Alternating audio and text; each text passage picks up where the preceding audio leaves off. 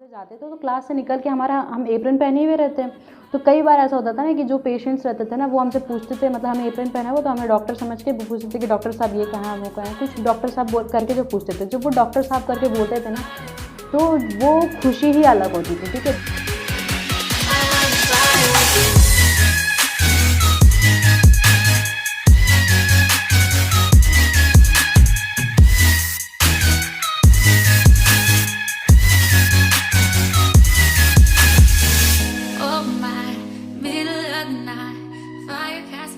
Hello everyone, I am Anisa Amin, currently pursuing MBBS at Jawaharlal Nehru Medical College, AVU Aligarh. I scored 645 in NEET 2019 in my first attempt. वैसे तो मैं खुद भी एक YouTuber हूँ, मैं NEET के लिए रिगार्डिंग यूजफुल कंटेंट रेगुलरली डालते रहती हूँ, तो you can check on my channel, link is in the description. अगर आप एक नीट एस्पिरेंट हो एंड आप ये वीडियो देख रहे हो देन एक चीज़ आप समझ लो यार कि अगर आप अभी कोई भी सैक्रिफाइस कर रहे हो ना, छोटे से छोटा या फिर बड़े से बड़ा कोई भी सैक्रिफाइस कर रहे हो ना, वो सब का रिज़ल्ट जो है ना आपको मेन नीट के जो रिज़ल्ट वाले दिन होगा ना वो उस दिन मिलेगा। उस दिन जो खुशी मिलेगी ना आपको वो प्राइसलेस होती है। आपको उसी दिन से लोग जो है ना डॉक्टर बोलना शुरू कर देंगे और सारे रिलेटिव्स एंड ऑल आपके हमारा इलाज फ्री में कर देना ये वो, और डॉक्टर वाली फीलिंग ना उस दिन से आने लग जाएगी। तो इसीलिए अभी कोई भी सैक्रिफाइस करो ना, मेहनत करो ना, उसका रिज़ल्ट आपको बाद में ज़रूर मिलेगा। आपको हार नहीं मानना, आखिरी दम तक लड़ना है। ठीक है। कुछ भी परेशानी आए उन सबको सामना करना, अपनी हर एक वीकनेस जो है ना उनको स्ट्रेंथ बनाना, धीरे धीरे करके हर एक वीकनेस को उठाना है और उन्हें अपनी स्ट्रेंथ में कन्वर्ट करना है। ठीक है। हार नहीं मानना है हमें। देखो ये चीज़ समझ लो कि आपके जो कोचिंग वाले मार्क्स होते हैं ना या टेस्ट सीरीज़ वाले मार्क्स, वो आपके मेन नीट के मार्क्स नहीं डिसाइड करते हैं। वो बस आपको अपनी आपकी गलतियाँ दिखाते हैं आपको कि आप क्या क्या गलतियाँ कर सकते हो। और अगर आपको मेन चीज़ है कि उससे डिसअपॉइंट नहीं होना, अपनी उस पेपर को एनालाइज करना और हर एक गलतियों से सीखना है। ठीक है। आप जितनी ज़्यादा गलतियों करेंगे उनसे सीखते जाओगे ना तो मेन नीट एग्ज़ाम वाले दिन आप वो सारी गलतियाँ नहीं करोगे, तो उनसे मायूस नहीं होना है। कॉमन क्वेश्चन बच्चों के माइंड में रहता है कि हमें फ़ोन यूज़ करना चाहिए या नहीं, या फिर कितना यूज़ करना चाहिए। देखो ये जो है ना ये आप पे टोटली आप पे डिपेंड करता है कि आप उसका कैसे इस्तेमाल करते हो। अगर आपको पता है, आपको लगता है कि आप में उतना सेल्फ कंट्रोल है कि आप डिस्ट्रैक्ट नहीं होंगे, आप फ़ोन में अपना टाइम नहीं बर्बाद करेंगे, तो फ़ोन का बहुत अच्छे से इस्तेमाल कर सकते हो आप। ठीक है। यूट्यूब वगैरह में बहुत यूज़फुल, यूट्यूब एंड टेलीग्राम में बहुत यूज़फुल कंटेंट रहता है नीट एस्पिरेंट्स के लिए। ठीक है। तो अब वो आप पे डिपेंड करता है, लेकिन मुझे पता था कि मुझ में उतना डिसिप्लिन, उतना सेल्फ कंट्रोल नहीं है, तो इसलिए मैं प्रिपरेशन फेज़ में वो फ़ोन नहीं इस्तेमाल करती थी। एक जो की फीचर बोले ना जो ये नीट में आपको अच्छा स्कोर करने में हेल्प करेगा वो है कि कंसंट्रेशन विद कंसिस्टेंसी। आपको रेगुलर होना रहेगा पढ़ाई पे। ठीक है। और उसके लिए आपको बहुत ज़रूरी है कि आपको हमेशा कहीं ना कहीं मतलब मोटिवेशन आपके में हमेशा रहे पढ़ाई के लिए। ठीक है। अब ये मोटिवेशन जो है ना, एक चीज़ मैं आपको बता देती हूँ कि the best person who can motivate you, ठीक है, your best motivation is you your self. आपके अलावा आपको उतना अच्छा कोई मोटिवेट कर ही नहीं सकता। आप कहीं और से मोटिवेशन लोगे ना वो कुछ दिन तक, कुछ थोड़ा देर तक रहेगा, कितने दिन तक वो लास्ट करेगा। लेकिन अगर आप खुद से मोटिवेट करते रहोगे ना खुद को, यार अपने आप को रिजल्ट वाले दिन को इमेजिन करो, अपने आप वो पेरेंट्स के आंख में, जो मम्मी पापा के आंख में जो खुशी होती है ना रिजल्ट वाले दिन, वो इमेजिन करो। ठीक है। अपने आप को वो वाइट कोट में इमेजिन करो। ठीक है। वो सब आप इमेजिन करोगे ना, अपने आप खुद से मोटिवेशन आ जाएगा कि नहीं यार मुझे पढ़ना चाहिए। ठीक है। तो वो मोटिवेशन फिर आपको लास्ट बहुत मतलब वो फिर आपको आगे बढ़ाते रहेगी पढ़ाई के लिए। ठीक है। और ये एक चीज़ ध्यान रखना, एक चीज़ बिल्कुल ये ध्यान रखना है कि जो मैं गलती स्टार्टिंग में की थी आप ये गलती ना करो। ठीक है। कि हमें फोकस जो है ना मंजिल पे नहीं करना है, रास्ते पे करना है फोकस। ठीक है। अगर आप फोकस मंजिल पे करोगे रास्ते से भटक जाओगे, इधर उधर डिस्ट्रैक्शन होगा। ठीक है। तो इसीलिए आप एकदम बहुत ज़्यादा एंड रिजल्ट के बारे में मत सोचना। ठीक है। मैं बहुत शुरुआत में गलती करती थी कि एंड रिजल्ट के बारे में बहुत सोचती थी, जिसकी वजह से मैं बस फैसिनेट ही करते रहती थी और उतना एफर्ट नहीं पुट करती थी। ठीक है। तो ये गलती आपको नहीं करनी है। ठीक है। आप अगर रास्ते में फोकस करोगे ना, अपने आप बस मेन एम होना चाहिए कि जो भी मेरा सब्जेक्ट है मुझे खुद को इम्प्रूव करना है। ठीक है। अगर आप ये सोच के पढ़ोगे ना तो आप मतलब वो टेंशन नहीं होगी आपको उतनी, और आप एफिशिएंटली अच्छे से पढ़ाई कर पाओगे। देखो एक फ़िज़िक्स जो है ना, फ़िज़िक्स सभी को ऑलमोस्ट स्टार्टिंग में बहुत डिफिकल्ट लगता है। मेरे को भी बहुत डिफिकल्ट लगता था। कभी कभी तो मतलब फ़िज़िक्स से प्रॉब्लम ले लेके मैं रोती थी कि क्यों नहीं बन रहे मुझसे, एक प्रॉब्लम में इतना टाइम लगता था। लेकिन ये ना आपको उसकी बस एक ही चीज़ है कि आपको उसके साथ लगे रहना होगा फ़िज़िक्स में। ठीक है। फ़िज़िक्स मतलब ऐसा सब्जेक्ट है आपको थोड़ा सा टाइम मांगता है। वो स्टार्टिंग में उसे टाइम दोगे तो लास्ट में आपको वो बहुत हेल्प करेगा। ठीक है। आपको रिवीजन में उतना टाइम नहीं देना पड़ेगा फ़िज़िक्स के लिए। तो फ़िज़िक्स के लिए जो है कंप्लीट स्ट्रेटेजी आपको मेरे चैनल में मिल जाएगी, आप एक बार देख लेना उन्हें। एक प्रॉब्लम जब हमें आती है, जब हमारे टेस्ट सीरीज़ या कोचिंग में जब फुल सिलेबस टेस्ट स्टार्ट हो जाते हैं ना, तब हमें समझ नहीं आता कि कैसे रिवाइज़ करें, कैसे पूरा कंप्लीट सिलेबस को अच्छे से टेस्ट से पहले रिवाइज़ कर पाए। तो देखो, उसके लिए ना आपको एक चीज़ समझनी होगी कि आप जिस टेस्ट से पहले ना ऑल 97 चैप्टर्स आप पूरे अच्छे से नहीं कर पाओगे, ठीक है। तो आपको क्या करना है, आपको वीकली टारगेट, आप जैसे आप स्टार्टिंग से एक बार आपको पूरा सिलेबस जो है ना स्टार्टिंग से रिवीजन स्टार्ट करनी है, ठीक है। और अपना वीकली टारगेट, मंथली टारगेट जो है ना, डेली टारगेट सेट करते जाओ और ये धीरे धीरे कंप्लीट करते जाओ। लेकिन आप टेस्ट ज़रूर दो, टेस्ट देना बहुत ज़्यादा ज़रूरी है, ठीक है। आप टेस्ट जो है आपकी प्रैक्टिस के लिए होगा, ठीक है। आप भले आपके से पूरा फुल सिलेबस कंप्लीट नहीं हुआ हो, फिर भी आप टेस्ट दो ज़रूर, ठीक है। टेस्ट जो है उसको आपकी प्रैक्टिस के लिए होगा, आपकी गलतियों को सुधारने के लिए होगा, ठीक है। और जो चीज़ आप पढ़ चुके हैं ना, वो उन्हें टेस्ट करने के लिए होगा, ठीक है। तो टेस्ट देना, टेस्ट एनालाइज करना है, लेकिन आप अपने जो डेली टारगेट, वीकली टारगेट है ना, उसे धीरे धीरे कंप्लीट करते जाओ। ये टेस्ट के मार्क्स की वजह से ये घबराना नहीं है, ठीक है। वो आपको बस एक प्रैक्टिस के लिए होगा, लेकिन आप सिलेबस जो मेन नीट एग्जाम को ध्यान में रखते हुए अच्छे से रिवाइज करना धीरे धीरे करके, ठीक है। धीरे धीरे करके करोगे तो आपका रिविजन हो जाएगा। उसके बाद फिर आप जितना ज़्यादा हो सके टेस्ट पेपर को अटेम्प्ट करो, तो वो आपको हेल्प करेगा। और एक चीज़ मैं आपको ज़रूर बोलूँगी कि यार, कभी भी आपको लगे ना कि आपने कोई भी अच्छा काम किया, लाइक आपने आज का परफॉर्मेंस आपका बहुत अच्छा रहा, या फिर आपने बहुत अच्छे से पढ़ाई की है बहुत कुछ, तो खुद को छोटा से छोटा रिवॉर्ड दिया करो, ठीक है। उससे क्या होगा ना, आपको आगे मोटिवेशन मिलेगा कि हाँ, मुझे और भी आगे ऐसे अच्छा काम करते रहना है, ठीक है। तो खुद को रिवॉर्ड दोगे तो वो फिर आपको और ज़्यादा मोटिवेशन मिलेगा आगे भी अच्छा काम करते रहने के लिए। अब एक प्रॉब्लम जो आती है वो है पीयर प्रेशर कैसे हैंडल करना। देखो, कंपैरिजन जो है ना, मतलब आप में से बहुत लोग ऐसे होंगे, जो मैं भी ये गलती स्टार्टिंग में करती थी कि बहुत ज़्यादा कंपेयर करती थी, ठीक है। अब कंपैरिजन जो है ना एक लिमिट तक ठीक रहता है, ठीक है। कंपैरिजन ज़रूरी है, तभी आपको पता चलेगा आप कहाँ स्टैंड कर रहे हो। लेकिन अब इतना भी कंपैरिजन करना है कि जिससे आप इतना ज़्यादा मार्क्स के लिए ऑब्सेस्ड हो जाओ कि मेरे मार्क्स इतने कम आ रहे हैं, मैं मार्क्स नहीं ला पा रहा हूँ, उसके मार्क्स इतने ज़्यादा कैसे आ रहे हैं, ये वो मार्क्स के लिए बहुत ज़्यादा ऑब्सेस्ड होना है कि आपकी पढ़ाई इफेक्ट हो जाए, वो तो ठीक नहीं है ना यार। तो कंपैरिजन करो, लेकिन एक लिमिट तक करो। वो चीज़ आपके दिमाग में नहीं घुस जानी चाहिए कि उसकी वजह से आपकी पढ़ाई इफेक्ट हो। अगली क्वेरी जो बच्चों की होती है कि हमें कितने घंटे पढ़ाई करनी चाहिए। तो देखो, फ्रैंकली स्पीकिंग मेरा जो ओपिनियन है ना, कि ऐसे इसका कोई आंसर है ही नहीं कि आपको कितने घंटे पढ़ना चाहिए। आपका मेन एम जो होना चाहिए ना, कि दिन भर का जो भी टास्क दिया आप अपने सेट किया, दिन भर का जो भी टारगेट आपने सेट किया ना, वो अच्छे से कंप्लीट हो जाना चाहिए, ठीक है। आप अपना जितना ज़्यादा हो सके अपना मैक्सिमम पुट करो। अगर आप मैक्सिमम पुट करोगे तभी तो मैक्सिमम रिजल्ट आएगा ना। तो जितना ज़्यादा हो सके आप पढ़ाई करो, लेकिन हाँ, ब्रेक भी साथ में लेते रहो। बीच में अगर एक लगातार पढ़ते रहोगे तो माइंड एग्जॉस्ट हो जाएगा, उतना एफिशिएंटली काम नहीं करेगा, ठीक है। लेकिन कोशिश करो कि अपना मैक्सिमम पुट करने का। कोई ऐसे स्पेसिफिक मतलब सेट मत कर लो कि मुझे इतने घंटे ही पढ़ना है। अगर उसके बाद भी आपको मन कर रहा है पढ़ने का तो पढ़ो। कभी कभी ऐसा होता है किसी दिन नहीं मन करता अच्छे से, तो मतलब कुछ इश्यूज़ रहते हैं तो अच्छे से नहीं पढ़ाई होती है, तो उस दिन अगर आप कम पे पढ़ो ना, लेकिन क्वांटिटी से ज़्यादा क्वालिटी पे मैटर करो, ठीक है। आप कितने ज़्यादा अच्छे से पढ़ रहे हो, कि कितने ज़्यादा फोकस होकर कॉन्सेंट्रेशन के साथ पढ़ रहे हो, ताकि वो ज़्यादा देर तक रिटेन कर पाए, ठीक है।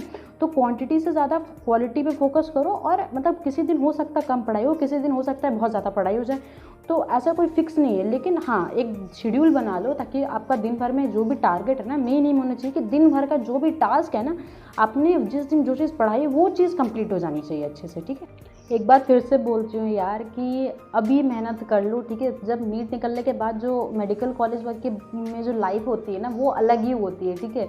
तो उसमें आपको ये जो प्रिपरेशन वाला फेज़, इतना प्रेशर, इतना कंपटीशन रहता है ना, ये वहाँ नहीं रहता। आप पढ़ते तो हो, लेकिन बस अपनी नॉलेज के लिए, ठीक है, बस पास होने के लिए और अपने इंटरेस्ट के लिए पढ़ते हो, उतना कंपटीशन नहीं रहता है।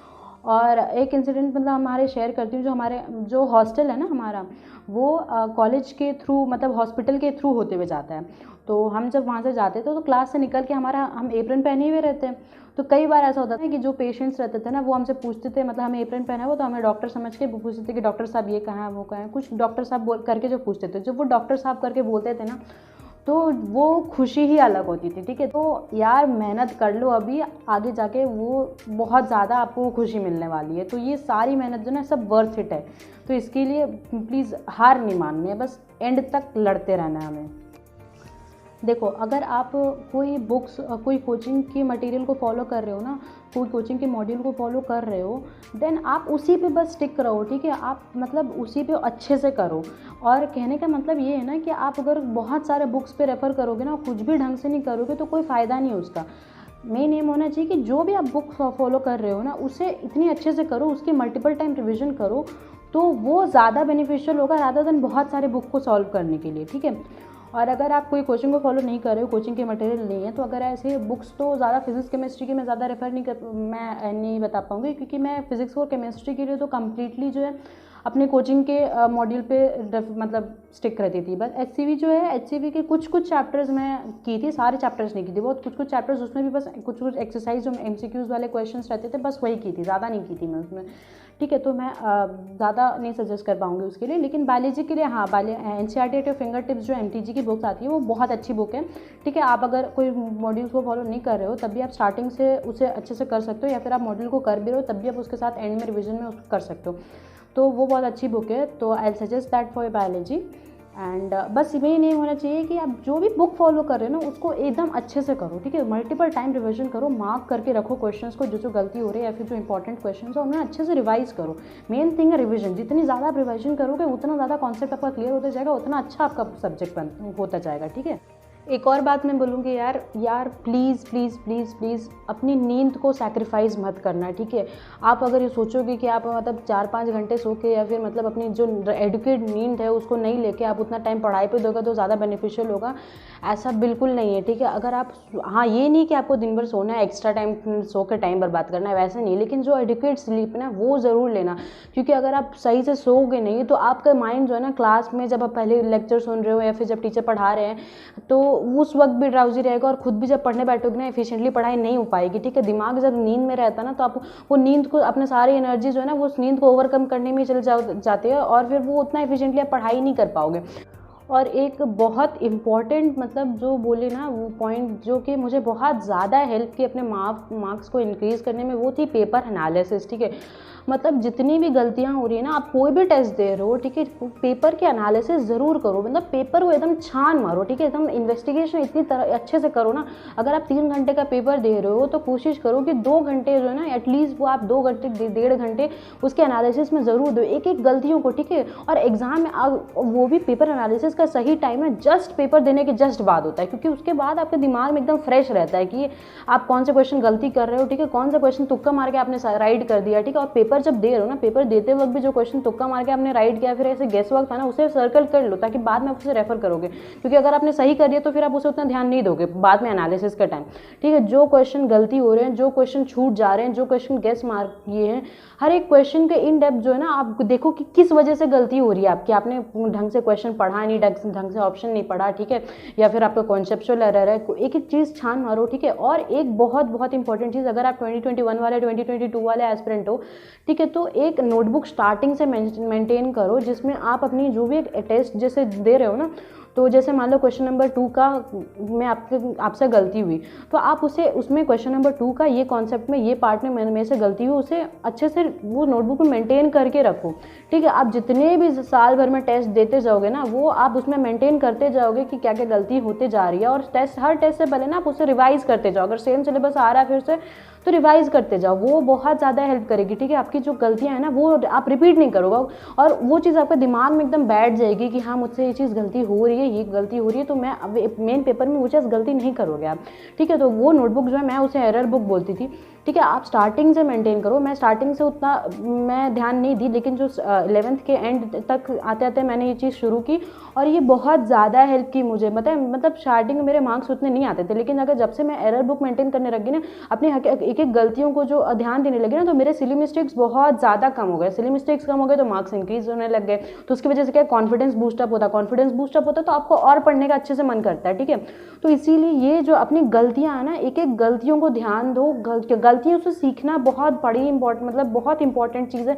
अगर आप प्रिपरेशन करो, सिर्फ सिलेबस को कंप्लीट करते जाना, टेस्ट में अगर अच्छा स्कोर कर रहे हो तो ज़रूरी नहीं कि नीट एग्जाम में भी आप अच्छा स्कोर करो, क्योंकि अगर आप गलतियों पे ध्यान नहीं दे रहे हो, तुक्का मार के राइट करके अगर आंसर आपका सही आ भी जा रहा है, ठीक है, तो एक एक गलती जो ना, क्वेश्चन जो रॉन्ग हो रहे हैं ना, ठीक है, बुरा लगता है जब पेपर मार्क्स में मार्क्स कम आते हैं, ऑब्वियसली यार हम लोग ह्यूमन है तो बुरा तो लगेगा, लेकिन उसमें जाके ऐसा नहीं कि बस पेपर को साइड में रख दिया, उसके कम मार्क्स आने की वजह से उसको सोचने में और उस डिप्रेशन में टाइम बर्बाद कर दिया, ठीक है, वो नहीं करना आपको। पेपर जो है ना, एक एक चीज़ पेपर में एनालिसिस अच्छे से करनी, पेपर एनालिसिस बहुत ज़्यादा इंपॉर्टेंट है। हर टेस्ट के बाद ना पेपर एनालिसिस में टाइम दो, वो टाइम वेस्ट नहीं होता, आप जो टाइम उसमें इन्वेस्ट कर रहे हो ना, आपको लगेगा यार इतना टाइम हम पेपर एनालिसिस में क्यों वेस्ट करें, उसके बदले कुछ और पढ़ लेंगे, तो वो एनालिसिस में जो टाइम जाता है ना वो वेस्ट नहीं होता, वो बहुत बड़ा इन्वेस्टमेंट होता है आपके प्रिपरेशन में, ठीक है। एक एक गलतियों को ध्यान दो, ठीक है। टीचर से डाउट क्लैरिफाई करो यार, डाउट क्लैरिफाई करना बहुत ज़्यादा ज़रूरी है। आप ना ये सोचोगे कि ये जो झिझक होती है ना कि यार टीचर क्या सोचेंगे या फिर दूसरे बच्चे क्या सोचेंगे अगर हम डाउट पूछ ले, तो ये चीज़ बिल्कुल नहीं करना है, ठीक है। आप बहुत बड़े फूल होंगे, बहुत बड़ी बेवकूफ़ी होगी अगर आपको पता है कि डाउट पूछने से आपका वो चीज़ क्लियर हो जाएगा, ये आपके 2-4 क्वेश्चन राइट हो जाएंगे और वही क्वेश्चन अगर नीट में आ गए ना तो उस वक्त जो लगेगा कि जो दुख होगा ना कि यार काश मैं पूछ लेती टीचर से, ठीक है, तो इसका मुझे करेक्ट आंसर आज पता होता। तो वो चीज़ जो रिग्रेट होती है ना वो नहीं होने के लिए आप प्लीज़ डाउट क्लैरिफाई करो। जो डाउट आ रहा है टीचर को ये चीज़ मत सोचो कि टीचर क्या सोचेंगे, टीचर बैठे ही आपको पढ़ाने के लिए, ठीक है। अगर मानो कुछ बोल भी दी ना कि तुम्हें ये नहीं आता वो नहीं आता, सुन लेना, लेकिन यार डाउट क्लैरिफाई करो। डाउट क्लैरिफिकेशन बहुत ज़्यादा ज़रूरी है, ठीक है। डाउट अच्छे से क्लैरिफाई करोगे तो आपका जितना ज़्यादा कॉन्सेप्ट आगे भी और अच्छे से होता है। और जो बच्चे भी मतलब जो 11th-12th के साथ अभी नीट दे रहे हैं ना यार, ये सोच के मत देना कि चलो इस बार ट्राई कर देते हैं, नेक्स्ट नहीं हुआ तो ड्रॉप तो ले लेंगे, ठीक है, ड्रॉप ले लेंगे। ड्रॉप वाला ख्याल रखना ही नहीं यार। 11th-12th में रगड़ के मेहनत करो, अच्छे से मेहनत करो यार। उसके बाद फिर अगर क्योंकि ड्रॉप लोगे ना तो फिर बहुत ज़्यादा प्रेशर बढ़ जाता है, ठीक है। अब 11th के साथ करने में और ड्रॉप करके नीट क्लैरिफाई करने में बहुत अंतर होता है। 11th के साथ के आपको वो एक प्रेशर नहीं रहता, आप खुल के प्रिपरेशन कर सकते हो, पूरा टाइम अच्छे से इन्वेस्ट कर सकते हो अच्छे से पढ़ाई में। और यार मेहनत कर लो 2 साल, उसके बाद आपको क्या क्या मिलेगा यार। एक तो पहले तो मतलब जो कॉलेज लाइफ होती है, हॉस्टल वाली जो मस्ती होती है वो अलग होती है, ठीक है, वो बहुत मस्त होती है। उसके साथ आपको जो लोगों की जो पेरेंट्स को प्राइड मिलेगा, जो प्राउड फील करोगे ना, जो वो इतना रिस्पेक्ट मिलने लग जाएगा जब लोगों से। उसके बाद एक श्योरिटी रहती है कि हाँ आगे आपका करियर सेट है, ठीक है। अब लाइफ में आपको इधर उधर भटकने की ज़रूरत नहीं है। एक चीज़ है कि करियर की अश्योरिटी पूरी है, इतना सब कुछ मिलने वाला है यार। 2 साल मेहनत करने के चक्कर में, मतलब 2 साल थोड़ा बहुत इधर टाइम बर्बाद करने के चक्कर में उसको गंवाना नहीं है, ठीक है यार। अच्छे से मेहनत करो, ठीक है। और एक फर्स्ट अटेम्प्ट में करने की कोशिश करो। अगर आप लगे रहोगे ना, मेहनत करोगे, क्यों नहीं होगा यार। अभी से अगर मान लो 11th में हो ना, 12th में भी हो ना, 11th का कुछ बैकलॉग होगी अभी तो इसीलिए लग रहा है कि नहीं हो पाएगा इसलिए 12th में हार मान रहे हो, ऐसा मत करो यार प्लीज़, ठीक है। अगर अभी से अभी स्टार्ट कर दोगे ना प्रिपरेशन, तब भी आप मतलब बस मेन की है कि रेगुलर रहना है पढ़ाई पे, हर रोज़ पढ़ाई करनी है, ठीक है। मतलब रेगुलर रहोगे तो अपना जो भी जैसे दिन भर का टास्क कंप्लीट होता जा रहा है उसके साथ ही साथ एक्स्ट्रा थोड़ा सा टाइम निकालो और पिछला कवर करते जाओ धीरे करके। जैसे रोज जैसे टेस्ट के सिलेबस में जो टॉपिक्स आ रहे हैं या फिर रिलेटेड टॉपिक्स है या फिर हाई वेटेज टॉपिक्स है, रोज थोड़ा सा एक्स्ट्रा टाइम निकालो। रोज निकालोगे तो धीरे करके पुराना भी कवर होता जाएगा और प्रेजेंट वाला भी अच्छे से होगा और रिवीजन के लिए भी टाइम मिलेगा। तो अभी भी अगर 12th में अगर 11th आपका वेस्ट हो गया तब भी हार नहीं मानी यार। 12th में भी रगड़ के मेहनत करोगे, फर्स्ट अटेम्प्ट में निकल जाएगा। फर्स्ट अटेम्प्ट में निकलने वाली खुशी अलग होती है यार, फिर प्रेशर नहीं रहता उतना, दिमाग में खुल के प्रिपरेशन कर सकते हो। इसीलिए ये ख्याल मत रहना दिमाग में कि चलो इस बार ट्राई मारते हैं, अगली बार अगर नहीं हुआ तो कोई बात नहीं, ड्रॉप ले लेंगे। ये चीज़ मत, ये थॉट मत दिमाग में रखना। पहली बार में अच्छे से मेहनत करो कि पहली बार में अच्छा सा स्कोर आ जाए, ठीक है। तो और आपके आधे से ज़्यादा प्रॉब्लम जो है ना वो आपकी जो थिंकिंग होती है ना, मतलब जो नेगेटिव थॉट आते हैं, इतनी ज़्यादा मैं भी इतनी बेवकूफ़ी करती थी कभी कभी यार, मार्क्स नहीं आ रहे ना, इतना ज़्यादा सोचने लग जाती थी ना, क्वेश्चन नहीं बन रहे, इतना नेगेटिव थॉट कभी कभी दिमाग में घुस जाता था। उसकी वजह से क्या होता था, पढ़ाई पे बहुत ज़्यादा इफेक्ट होता था, सोचने में आधा टाइम बर्बाद हो जाता, फोकस उधर चल जाता था, पढ़ाई पर होते नहीं था फोकस, ठीक है। तो ये फिर बाद में मैं उसे ओवरकम कर गई, ठीक है, धीरे मैं सीख गई और फिर वो चीज़ फ़ायदा की मुझे, ठीक है। तो इसीलिए यार जो इतनी भी मतलब आधा से ज़्यादा प्रॉब्लम जो है ना आपकी जो सॉल्व हो जाएगी अगर आप चीज़ सिर्फ सोचना बंद कर दो बहुत ज़्यादा प्रॉब्लम के बारे में। और उसका एक ही सोल्यूशन है यार, खुद को इतना इंगेज रखो, दिन भर का इतना टास्क रख लो ना कि हाँ चलो दिन भर में इतना कुछ पढ़ाई हुआ, मुझे सब कुछ इतना तक कंप्लीट करना है, ये क्वेश्चन सॉल्व करना है, ये कॉन्सेप्ट पढ़ना है, ये रिविजन करना है। दिन भर खुद को इतना इंगेज रखो, ठीक है, ये गलतियाँ सुधारनी, ये पॉइंट मेरा वीक है, इसको मुझे स्ट्रॉन्ग करना है। बस खुद को हमेशा इंगेज रखो, बिजी रखो, ये कुछ भी पढ़ने में या सॉल्व करने में, दोस्तों के साथ डिस्कशन करने में, ठीक है। डिस्कशन भी हेल्दी डिस्कशन से मतलब पढ़ाई वाली डिस्कशन रहेगी तो हंसी मजाक होता रहेगा उसमें भी, तो वो चीज़ ज़्यादा याद रहती है हमें, ठीक है। तो खुद को अगर एंगेज रखोगे, सोचोगे नहीं ज़्यादा, तो वो आधे से ज़्यादा प्रॉब्लम आपकी सॉल्व हो जाएगी। सोचने में टाइम नहीं बर्बाद होगा, नेगेटिविटी नहीं आएगी खुद के अंदर, पॉजिटिव वाइब्स रहेंगे तो हमेशा पढ़ने का मन करता रहेगा, ठीक है। और वो मोटिवेशन भी मिलती रहेगी कि यार चलो अब अच्छे से पढ़ना है, जो भी हो जाए अच्छे से पढ़ना है, अपनी गलतियों को सुधारना है। और यार मेहनत करोगे तो मार्क्स इंप्रूव होंगे। आप कोचिंग के मार्क्स को लेकर ज़्यादा टेंशन मत लो, ठीक है। हाँ मार्क्स कम आ रहे तो ठीक है, उसको इंप्रूव करने की कोशिश करो, लेकिन बहुत ज़्यादा टेंशन नहीं लेना, उसकी वजह से पढ़ाई इफेक्ट नहीं होनी चाहिए। मतलब ये नहीं कि अब मार्क्स ख़राब आए तो उसे लेके आप 2 दिन डिप्रेस रहे, रोए या फिर उसकी वजह से पढ़ाई नहीं कर पाए, ऐसा नहीं करना है यार। बस सोचना बंद कर दोगे ना आप, बहुत सारी प्रॉब्लम आपकी सॉल्व हो जाएगी। तो इसीलिए सोचना बिल्कुल नहीं है, बस खुद को इतना एंगेज रखो पढ़ाई में, इतना ज़्यादा बिजी रखो कि सोचने का टाइम ही नहीं मिले। मुझे तो ऐसा होता था ना, जब भी कोई ऐसा कोई नेगेटिव थॉट्स आने लग जाते थे ना, यार मुझसे नहीं हो पाएगा या फिर कुछ है, मैं अब ज़ोर ज़ोर से रटना स्टार्ट कर देती थी। कुछ भी बायोलॉजी पढ़ रही हूँ ज़ोर ज़ोर से रटने लग जाती थी, ज़ोर ज़ोर से रट रही थी, या फिर फिजिक्स से बहुत विगरसली क्वेश्चन सॉल्व करने लग जाती थी। अब जब 10-20 मिनट में अब इतना रटने लग जाओगे ना, अपने आप आपको पता भी नहीं चलेगा आपका फोकस जो है ना कब वो थॉट से लेके मतलब थॉट से निकल के आपका पढ़ाई पे फोकस फिर से आ जाएगा। तो इसीलिए खुद को इतना बिजी रखो कि आपको सोचने का टाइम ही नहीं मिले, ठीक है। और कभी भी अकेला फील हो ना, या लगे कि आपकी प्रॉब्लम कोई समझ नहीं रहा है, तो यार पेरेंट्स से जाके बात करो। ट्रस्ट मी, वो लोग मतलब बहुत अच्छे से आपको समझते हैं, आपकी प्रॉब्लम को भी समझेंगे वो लोग, ठीक है। तो उनसे जाके बात करो। कभी भी लो फील हो ना, तो अपनी मम्मी से या पापा से या फिर कोई दोस्त से या फिर कोई ऐसे टीचर से, कोई एक पर्सन आपके लाइफ में होगा ज़रूर, ठीक है, जिससे आपको लगे कि वो आपके क्लोज है, आपको समझता है, तो उनसे जाके बात करो, ठीक है। सब बोलो कि मुझे ये प्रॉब्लम हो रही है, वो बात करोगे, आप आपके मन की बात, प्रॉब्लम को अपने अंदर रखे कोई फ़ायदा नहीं है यार, ठीक है। जितना आप ओपन अप करोगे उतना आपको हल्का फील होगा और आप अच्छे से पढ़ाई में फोकस कर पाओगे। तो इसीलिए बात करना ज़रूरी है। जब लगे कि आपको अकेला फील हो रहा है तो बात करो किसी से, ठीक है। उतना पढ़ाई जैसे 2-3 घंटे पढ़ रहे हो, एग्जॉस्ट हो गया, माइंड नहीं काम कर रहा है, यार बंद करो, ठीक है। 10 मिनट का ब्रेक ले लो, जाकर किसी से बात करो, माइंड रिफ्रेश करो, उसके बाद अच्छे से पढ़ाई करो यार प्लीज़। मतलब ऐसे बैठ के बस टाइम सोचने में टाइम मत बर्बाद करना, ठीक है। देखो बायोलॉजी में जो है ना, सभी आपको बोलते हैं कि एनसीईआरटी पढ़नी चाहिए, एनसीईआरटी पढ़नी चाहिए, और ये सच है यार। एनसीईआरटी पढ़ो। अब अगर मतलब एनसीईआरटी सिर्फ पढ़ के जाओगे ना, तब भी आराम से आपके 320 प्लस मार्क्स तो पक्का आ जाएंगे, ठीक है, बायोलॉजी में। तो एनसीईआरटी इतनी अच्छी बुक है ना यार। अगर आप मतलब जैसे होता है ना, शुरुआत के चैप्टर्स हो गए, एनिमल किंगडम हो गए, ये सब है बहुत ज़्यादा शुरुआत में, आप उतना बहुत ज़्यादा बाहर में जाओगे, मॉड्यूल्स में बहुत ज़्यादा दिया रहता है, आप सब पे फोकस करने की कोशिश करोगे, सोचोगे सब याद करें। शुरुआत में तो आप मान लो स्टार्टिंग में जब पढ़ाई कर रहे हो 11th में, तो आपको भले याद हो भी जाए, लेकिन वो मेन नीट एग्जाम तक जितना ज़्यादा सिलेबस जब हो जाता है ना, सब कुछ कंप्लीट हो जाता है, तो वो रिटेन करना पॉसिबल ही नहीं रहता उतना, ठीक है। आप उतना याद रख ही नहीं पाओगे, और उतना याद रखने के चक्कर में जो एनसीईआरटी की मेन जो मतलब एग्जाम्पल्स में जो एनसीईआरटी की चीज़ें रहती है ना, वो आप उन पे ध्यान नहीं दोगे, वो भूल जाओगे। इसलिए एनसीईआरटी पे ध्यान दो, ठीक है। जितनी बार हो सके उसे पढ़ो। वो बुक ऐसी है ना कि जितनी बार पढ़ोगे आपको एक ना एक नया पॉइंट मिल जाएगा। और बायोलॉजी में कोई क्वेश्चंस गलती होते हैं ना, तो ये नहीं कि सीधा उसके आंसर देख लो। अगर एनसीईआरटी के क्वेश्चन है तो एनसीईआरटी में आंसर ढूंढो, ठीक है। अगर आंसर ढूंढोगे तो वो आंसर तो मिलेगा, याद रहेगा, उसे मार्क कर लो। साथ ही साथ 1-2 एक्स्ट्रा पॉइंट भी मिल जाएंगे आपको, ठीक है। तो इसीलिए बायोलॉजी में एनसीईआरटी बहुत अच्छे से करो, ठीक है। और जितना भी एक्स्ट्रा पॉइंट हो रहा है ना, जैसे आप क्वेश्चन जरूर सॉल्व करो, ठीक है। अपने मॉड्यूल्स के क्वेश्चन सॉल्व करो, बुक से जो दूसरे बुक से क्वेश्चन सॉल्व करो, ठीक है। टेस्ट में जो क्वेश्चंस आ रहे हैं, जो भी एक्स्ट्रा पॉइंट्स मिल रहे हैं ना आपको बाहर से, दूसरे क्वेश्चन से जो एनसीईआरटी के बाहर की इन्फॉर्मेशन है, उन्हें आप क्वेश्चंस के थ्रू लेते रहो, ठीक है। और एनसीईआरटी में लिखते जाओ। एनसीईआरटी में बहुत जगह रहती है, साथ में साइड में नहीं भी है ना, तो आप स्टिकी नोट्स लगा के, कोई पेपर लगा के उनमें एक्स्ट्रा पॉइंट्स लिखते जाओ। क्वेश्चंस के थ्रू जो भी एक्स्ट्रा पॉइंट्स मिल रहे हैं ना, आप उन्हें याद करते जाओ। वो पेपर में कहीं ना कहीं आएंगे, तो वो हो सकता है मेन एग्जाम में भी आ जाए, तो वो बहुत हेल्प करेंगे। लेकिन है ना, आप प्राइम फोकस अपना जो है ना, इधर उधर की चीज़ों पे मत डालना। मेन फोकस एनसीईआरटी पे जितनी बार हो सके 10-10 बार अगर एक चैप्टर की रीडिंग मार लोगे ना, तब भी बहुत अच्छे से हो जाएगा, बहुत अच्छे से, ठीक है। तो इसलिए प्राइम फोकस एनसीईआरटी पे रखना है, ठीक है, बायोलॉजी में। और ये सही है यार, बायोलॉजी एनसीईआरटी पढ़ो, बहुत अच्छी बुक है। मतलब आपको लगेगा यार इतनी पतली पतली बुक है, इसमें क्या ही आएगा, लेकिन वो सब उसकी एक एक लाइन, एक एक डायग्राम, एक एक लेबलिंग, सब चीज़ इंपॉर्टेंट है, ठीक है। तो जितना ज़्यादा हो सके उस बुक को पढ़ो, जितना ज़्यादा हो सके क्वेश्चन सॉल्व करो, ठीक है। केमिस्ट्री में भी, ऑर्गेनिक में ना बच्चों को प्रॉब्लम होती है, ठीक है, समझ नहीं आता, याद नहीं होते, इतने सारे रिएक्शंस होते हैं, नेम रिएक्शंस और जो भी है।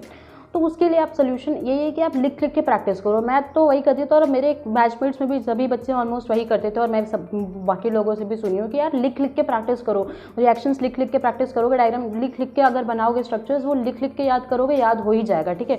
और लिख के पहली बार तो आगे जो टीचर्स जो पढ़ा रहे हैं ना, नोट्स को बहुत अच्छे से करो, ठीक है।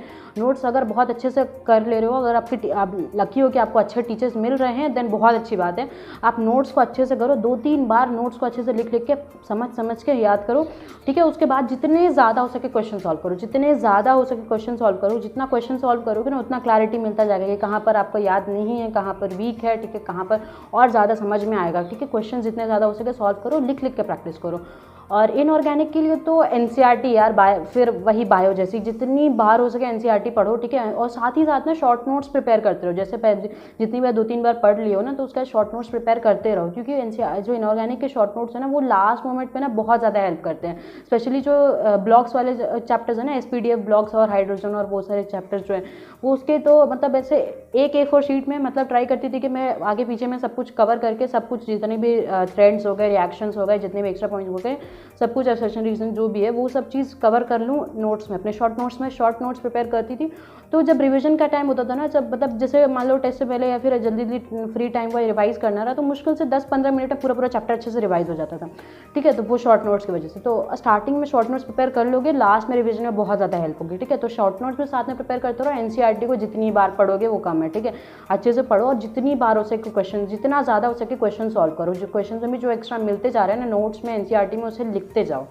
और प्लीज़ यार कोई चैप्टर ना छोड़ के मत जाना यार। कुछ जो होता है ना, पॉलीमर्स हो गया, केमिस्ट्री इन एवरीडे लाइफ हो गया, फिर छोटे छोटे चैप्टर्स जो होते हैं, मान लो सोचते कि यार उतना इंपॉर्टेंट नहीं है, या इवन एनवायरमेंटल केमिस्ट्री जो केमिस्ट्री वाला चैप्टर है, बहुत बच्चे उसे छोड़ दे के चल जाते हैं। लेकिन यार अगर उससे मतलब 1-2 क्वेश्चन आते ही है, एक क्वेश्चन भी अगर उससे आ गए ना, अब अगर कोई बड़े टॉपिक में बहुत डेप्थ में मतलब जो आपके कोर्स में उतना रेलिवेंट नहीं है, आप उसमें उतना टाइम इन्वेस्ट करो और ये सब चैप्टर्स को छोड़ के जा रहे हो, तो वो आपकी बेवकूफ़ी होगी। क्योंकि यार इसमें 1-2 चैप्टर जो बाकी बच्चे स्कोर कर लेंगे, आसान क्वेश्चन है, मार्क्स अगर आप वो छोड़ के जा रहे हो, वो स्कोर नहीं कर पाओगे, तो इसमें तो आपका ही लॉस है ना यार। इसीलिए कुछ छोड़ के नहीं जाना यार, कुछ भी हो थोड़ा बहुत भी पढ़ो, उतना टाइम भी नहीं इन्वेस्ट कर पा रहे हो, लेकिन फिर भी यार कम थोड़ा बहुत पढ़ के जरूर जाना यार। सब कुछ पढ़ लोगे तो मतलब कुछ छोड़ के नहीं जाना। अगर सिलेक्शन पाना अच्छे से, तो कुछ सेलेक्टिव स्टडी से उतना काम नहीं चलेगा। हाँ ये है कि आपको ध्यान देना होगा कि किसमें ज़्यादा मार्क्स, आप जहाँ से ज़्यादा गेन कर पा रहे हो उस पर ज़्यादा ध्यान देना, ठीक है।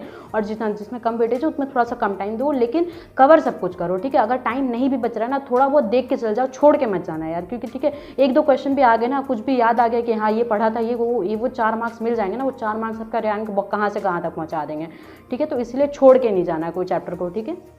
और कोई भी चीज़ अगर याद करने में प्रॉब्लम होती है ना यार, खुद के ट्रिक्स बनाओ। मैं बहुत मतलब बेतुके से कुछ भी अपने लाइफ से रिलेटेड कुछ भी मतलब मजाकिया सा कुछ भी ट्रिक्स बनाती थी, निमोनिक्स बनाती थी, ठीक है, स्टोरी बना लेती थी और उससे थ्रू याद कर लेती, चाहे वो बायो हो, केमिस्ट्री हो या फिजिक्स का इवन कोई फॉर्मूला भी हो अगर जो याद नहीं हो रहा आपसे या फिर समझ में नहीं आ रहा है, ठीक है। तो खुद के ट्रिक्स बनाओ यार, खुद के जो भी अगर खुद के ट्रिक्स बना के याद करोगे ना, आसानी से वो चीज़ आपके दिमाग में याद हो जाएगी। क्योंकि एक तो वो फनी वे में होती है, निमोनिक्स होती है, आपसे लाइफ से रिलेटेड होती है, तो वो आपको आसानी से याद रह जाएगी और वो मतलब ज़्यादा आपको परमानेंटली वो चीज़ याद हो जाएगी, ठीक है। तो इसीलिए खुद जो कुछ समय याद होने में प्रॉब्लम हो रही है ना, तो खुद के निमोनिक्स बनाओ, ट्रिक्स बनाओ और उसे लिख लो और उसे याद करते जाओ, ठीक है। तो वो आपको बहुत मतलब हेल्प करेगी याद करने में कोई भी चीज़ को। और एक क्वेश्चन आता है कि एग्ज़ाम के एक दिन पहले क्या करना चाहिए। देखो फ्रैंकली स्पीकिंग मैं जो की थी कि मतलब सभी बोलते हैं कि हाँ रिलैक्स रहना चाहिए, और मैं भी मतलब ये चीज़ मेरे दिमाग में था, एक पॉइंट मेरे दिमाग में था कि यार जो मैं 2 साल में नहीं उखाड़ पाई वो एक दिन पहले मैं क्या ही उखाड़ लूँगी।